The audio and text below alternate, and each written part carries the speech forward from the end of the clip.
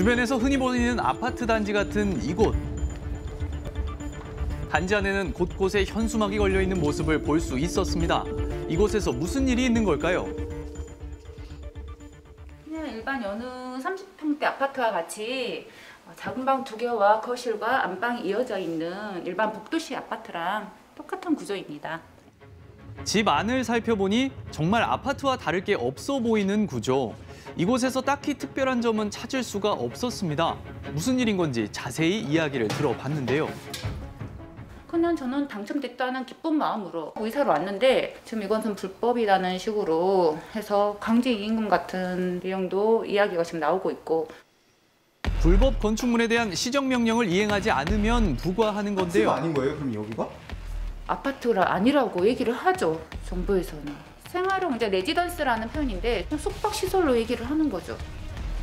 생활형 숙박시설, 이른바 레지던스로 불리는 이 건물은 장기 체류형 숙박시설이라는 게 공식 명칭입니다. 일반 호텔의 개념에 오피스텔 개념이 붙어 있다라고 보시면 되겠습니다. 호텔에는 금지되어 있는 것들이 취사, 세탁 같은 것들도 금지되어 있는데 여기서는 본인이 자기 방에서 다 할 수 있는 그런 특징이 있다고 볼 수 있습니다. 도입 초 장기 관광하는 외국인이나 비즈니스를 위한 숙박시설이었지만 개별 등기와 전입신고가 가능해 사실상 주택처럼 활용하고 있습니다. 자, 이에 따라 지난 1월 국토교통부에서 주택 용도로의 사용 금지를 발표한 건데요. 중고등학생 아이들이 있기 때문에 독서실이 워낙 잘 돼 있다 해서 굉장히 이 부분에서 저희가 호감을 느껴서 이사 오고 싶었고요. 요즘 신축 아파트처럼 좋은 부대 시설과 복지 시설이 큰 장점으로 느껴져 입주했다는 숙박시설에 입주민. 굳이 놀러 와서 공부를 하고 가야 될 이유가 있을까요? 단지 내에는 아이들을 위한 놀이터도 있었는데요. 입주민들은 숙박시설이라면 이런 게 왜 있어야 하는 건지 모르겠다는 입장입니다. 초기 분양 자료에도 보면 이것이 생활형 숙박시설이다.